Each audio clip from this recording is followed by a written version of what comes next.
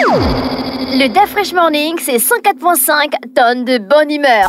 Tous les matins. Urban FM 104.5. Sur les 104.5 Urban FM, la station urbaine, on est avec Jean-Paul. Jean-Paul, bonjour. Oh, bonjour, Dafresh. Comment tu vas ce matin? Ça va très bien. Le Real joue aujourd'hui? Oui. Ah voilà, pourquoi tu as mis le maillot? Toujours. L'actualité internationale nous emmène où? On va essayer de décortiquer le Super Thursday qui s'est déroulé hier aux États-Unis, même si, comme je l'ai dit hier, il n'y avait pas de grand suspense quant à l'issue des vainqueurs, parce qu'évidemment, tant Donald Trump côté républicain que Joe Biden côté démocrate, écrasaient la concurrence, et c'est ce qui s'est produit parce que Donald Trump, il faut savoir que sur à peu près la douzaine d'États qui votaient hier pour ces primaires, Donald Trump, côté républicain, les a tous remportés, sauf un, l'État du Vermont, qui a été remporté par son adversaire Nikki Haley. Nikki Haley, donc, qui est plus mal en termes de posture, et dont on se demande si elle pourrait être, à l'issue de ce Super Tuesday, en capacité de pouvoir continuer sa campagne. Elle, pour le moment, elle ne s'est pas encore exprimée sur l'issue de son avenir concernant cette campagne, puisqu'elle est encore... Il faut savoir qu'il est à peu près... Il est 7h38 ici, il est à peu près 1h38 à Washington. Et donc, pour le moment, on n'a pas encore la position véritable de Nikki Haley, puisqu'il y a aussi des États dans lesquels il reste à peu près moins de 10% de suffrages à dépouiller. Donc, les élections ne sont pas encore totalement achevées. Mais ce qui est sûr, c'est que sur la douzaine d'États qui participaient à ces primaires-là, pour à peu près l'ensemble, on a déjà dépassé les 90% de dépouillement des suffrages. Et donc, on sait déjà que, par exemple, Joe Biden a remporté à peu près globalement un peu plus de 70% des suffrages exprimés, et Donald Trump tourne aux alentours des 80%. Donc, ça, évidemment, ce n'était pas une surprise en soi. Par contre, il y a des petits détails qui sont quand même assez intéressants pour l'issue, pour la suite de cette élection. Pourquoi? Parce qu'il faut savoir qu'une élection aux États-Unis se fait en deux phases. En réalité, lors des primaires, on ne s'exprime pas, on ne s'adresse pas à l'ensemble des électeurs. On s'adresse d'abord à sa base. On veut la consolider, d'accord? On veut consolider sa base pour remporter l'élection à l'intérieur du parti. Mais une fois que la convention soit de la convention du parti, donc si tu veux ce qu'on appelle le congrès chez nous, la convention qui va déterminer officiellement le candidat qui portera les couleurs du parti à l'élection présidentielle, c'est après cette convention-là que désormais le candidat devient un candidat, si tu veux, d'envergure nationale. Et donc, à partir de ce moment, il change un peu de discours pour essayer d'élargir, les électeurs au-delà de sa base, la base qui lui a permis de remporter les primaires. Et donc, ça va être intéressant de suivre un peu le discours des deux hommes à partir de là. Mais quand même, à partir de ce Super Tuesday-là, on a quand même quelques signes qui nous disent un peu vers quoi on devrait tendre. Du côté républicain, déjà, il faut savoir que Donald Trump, hier, dans son discours, il s'est positionné déjà comme le vainqueur des primaires démocrates. Donc, il n'a Joe Biden non, d'abord Donald Trump, vainqueur des primaires républicaines. Okay. Donc, dans son discours, il s'adressait beaucoup plus maintenant à l'ensemble des Américains. Et donc, il attaquait de manière frontale Joe Biden. Il a expliqué qu'avec Joe Biden, le pays allait droit au mur, grosso modo, qu'on sombrait dans le chaos. Et il appuyait justement là où ça fait mal, c'est l'inflation. L'inflation aux États-Unis qui est terrible, qui tourne aux alentours de 12,5%.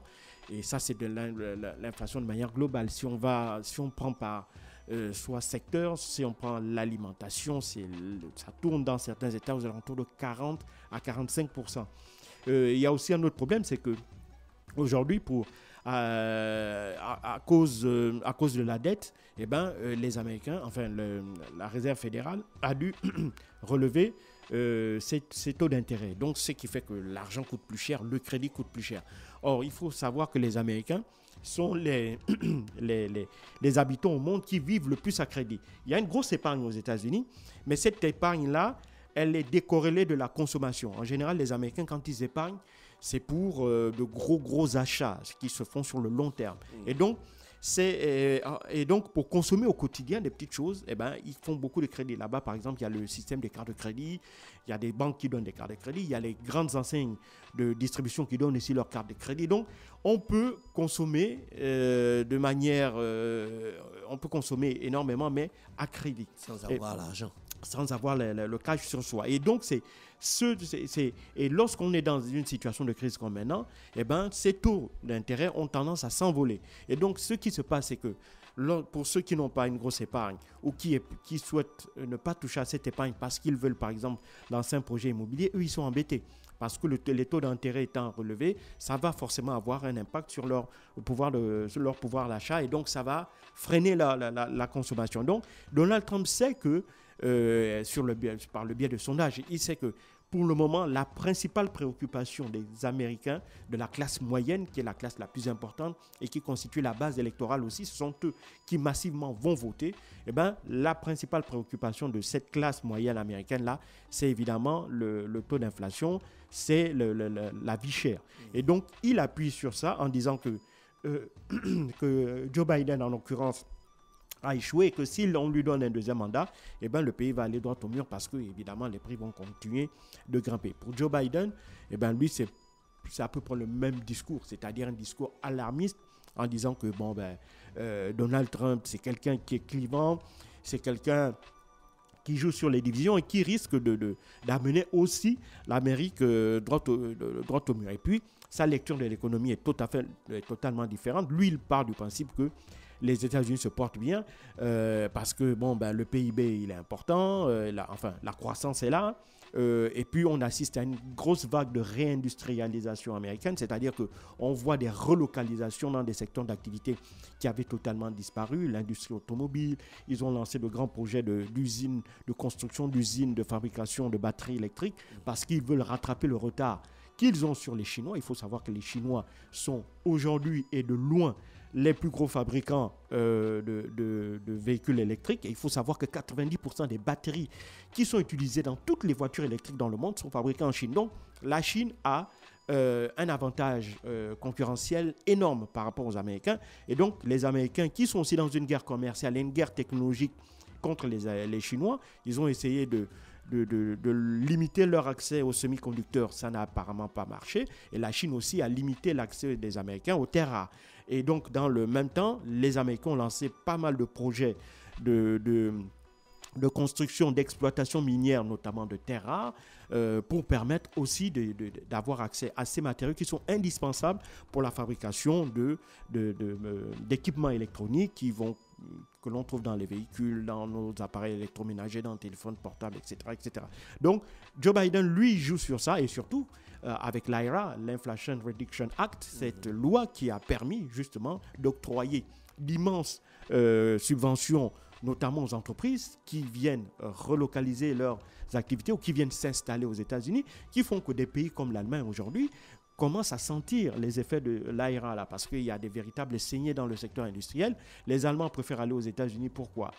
Ils vont consommer l'énergie moins chère. Le prix de l'énergie aux États-Unis est 4 fois moins cher par rapport à l'Allemagne, parce qu'il faut savoir qu'avec l'interruption des gazoducs Nord Stream 1 et 2, l'Allemagne est obligée d'importer du GNL pour pouvoir faire tourner son industrie. Donc, le prix de l'énergie est 4 fois moins cher par rapport à l'Allemagne. GNL, c'est gaz naturel liquéfié. Exactement. Et puis, vous avez aussi le fait que une fois que vous installez aux États-Unis, vous pouvez bénéficier d'énormes subventions fédérales qui vont vous permettre, évidemment, d'avoir du cash et de pouvoir lancer très rapidement vos activités. Et donc, vous allez avoir toute une série d'avantages que vous n'avez pas en Allemagne, où le marché, ou si tu veux, le secteur de l'industrie connaît de graves difficultés. Il faut savoir que l'Allemagne, depuis la fin de la Seconde Guerre mondiale, entre en récession est déjà rentré en récession pour la première fois de son histoire au cours de ce semestre-là 2024. Et donc tout ça fait que, évidemment, Joe Biden, lui, il se targue d'avoir réussi ça. Malheureusement, les deux candidats ont chacun leurs limites. Pour ce qui concerne Donald Trump, c'est évidemment comment est-ce qu'il pourra aller en capacité d'aller convaincre les indécis en dehors du discours disant que, en dehors d'un discours clivant et des reproches qu'il fait sur la personnalité de Joe Biden, en s'attaquant notamment à son âge, il n'a pas grand-chose, voilà. Parce qu'il faut dire que même si personnellement, je ne trouve pas le bilan économique américain particulièrement, de Joe Biden particulièrement bon, parce que pour moi, je suis inquiet sur deux choses. La première chose, c'est la dette américaine. On n'en parle pas souvent assez. Et la dette américaine, elle est abyssale. C'est 30 trillions de dollars. Ça veut dire 30 000 milliards de dollars. Et il y a le déficit aussi américain qui est abyssal. Pour le moment, les Américains... La dette, là, ils doivent ça à qui? À l'ensemble du monde, au monde entier. Ils vont payer ça quand? C'est ça la question. Il faudra bien qu'un jour, un pays ne paye pas la dette. Non, un pays... Si un pays paye la dette, les Américains ont déjà commencé à rembourser leur dette. Pour le moment, ils ont un privilège, c'est-à-dire que la plupart des transactions se font en dollars et donc eux, ils n'ont qu'à faire tourner la planche à billets, je l'avais expliqué ici dans une vidéo, pour financer leur déficit. Mais le problème, c'est qu'il y a une dizaine d'années, même pas une dizaine d'années, disons en 2020-2021, oui, à peu près 75% des transactions commerciales dans le monde se faisaient en dollars. Aujourd'hui, on est en 2024, on est tombé à 46%. Donc, ça veut dire que de plus en plus des transactions en dollars se dédollarisent. Et donc, ça veut dire que de moins en moins, on a besoin de dollars pour faire les transactions. Et donc, à ce niveau-là, à cette vitesse de dédollarisation des échanges commerciaux, il va bien falloir, à un moment où les États-Unis devront faire face à cette réalité-là, qui est de savoir comment est-ce qu'ils vont devoir financer leurs dettes. Et ça va forcément leur retomber sur la tête. Et Joe Biden n'est pas sorti de cette tradition-là de faire tourner à volonté la planche à billets, alors que dans le même temps, avec Donald Trump, ils ont ce point commun, c'est-à-dire qu'ils considèrent que la principale menace systémique aux États-Unis, c'est la Chine, et donc ils essayent de combattre la Chine. Or, la Chine a bâti une alliance avec la Russie, et ça, c'était quelque chose que Henry Kissinger disait qu'il ne fallait pas créer, c'est-à-dire qu'il ne fallait pas pousser la Russie dans les bras de la Chine, parce qu'une fois que ces deux pays-là pouvaient s'associer, cela pourrait représenter une véritable menace pour l'économie américaine et donc pour l'hégémonie américaine. Donc, il y a cette réalité-là qui est là. Pour le moment, les Américains ne semblent pas encore le voir, mais on est dans une mauvaise tendance, à mon sens, pour l'économie américaine. Ça, c'est le premier facteur que moi, je trouve particulièrement inquiétant de la part de la politique économique et politique de Joe Biden. La deuxième chose, c'est évidemment la question de son âge. Et donc, il aura 82 ans l'année prochaine. Et donc, à partir de là, s'il est réélu, et donc il prend de nouveau ses nouvelles fonctions en janvier 2025, il aura 82 ans. Et donc, il est déjà le président le plus vieux de toute l'histoire des États-Unis, le président élu le plus âgé. Mais ça, avec ses pertes de mémoire, avec tout ce que l'on sait de ce que demande comme effort physique, cognitif, d'efforts que demande justement la fonction présidentielle américaine, on est en lieu de se poser légitimement la question de savoir qui en réalité va diriger les États-Unis durant cette période-là, parce qu'on voit bien qu'il ne sera plus en capacité d'être au devant de la scène tout le temps et de pouvoir être en capacité d'être celui qui tranche ou qui prend toutes les décisions. Donc ça, évidemment, ce sont ces deux volets-là, le volet de l'économie, donc concernant le déficit abyssal et la dette, et puis de l'autre côté, l'âge de Joe Biden, qui va, à mon avis, n'est pas un facteur favorable concernant son probable deuxième mandat. Concernant Donald Trump, lui, il a un autre problème, c'est d'abord ses déboires judiciaires. Est-ce que ça ne va pas peser jusqu'à novembre prochain? Pour le moment, il s'en sort plutôt bien. Et il a enchaîné quand même des victoires judiciaires très importantes. Mais est-ce que aussi ces victoires judiciaires, bien qu'il les remporte, ça ne renforce pas aussi le clivage de l'électorat américain entre la gauche, entre les républicains et les démocrates? Et ça pourrait lui jouer des tours au moment où il sera investi candidat, et il devra donc être en capacité d'aller chercher au-delà de son électorat, parce qu'il rebiffe totalement l'électorat arabo-musulman qui a quand même fait quelque chose de très important, c'est-à-dire que, par exemple, pour le Michigan, lors de ces primaires-là, on a eu à peu près 90% de l'électorat arabo-musulman américain qui n'a pas voté pour Joe Biden. Or, ils ont voté blanc. Et donc, on voit bien que Donald Trump aura du mal à aller chercher des électeurs au-delà de sa base républicaine. Et d'autant plus que derrière, Nikki allait aussi annoncer que même si elle perdait cette primaire-là, elle ne se sentait pas du tout engagée vis-à-vis du Parti des Républicains. Donc, sous-entendre que ce n'est pas parce qu'elle perdrait les primaires, qu'elle soutiendrait par la suite Donald Trump. Donc, grosso modo, c'est ce qu'on peut d'ores et déjà comprendre des résultats de cette primaire-là, qui, grosso modo, n'annonce rien de nouveau. On sait que c'est Joe Biden et Donald Trump, les deux principaux challengers de ces deux élections-là. et puis ils vont se retrouver par la suite. Maintenant, ce qui va être intéressant, c'est de regarder maintenant le discours qu'ils vont tenir pour pouvoir essayer d'être le plus rassembleur possible pour remporter l'élection de novembre prochain. Merci Jean-Paul qui revenait sur l'actualité internationale ce matin sur les 104.5 Urban FM, la station urbaine dans le Da Fresh Morning. Le Da Fresh Morning, c'est 104.5 tonnes de bonne humeur. Tous les matins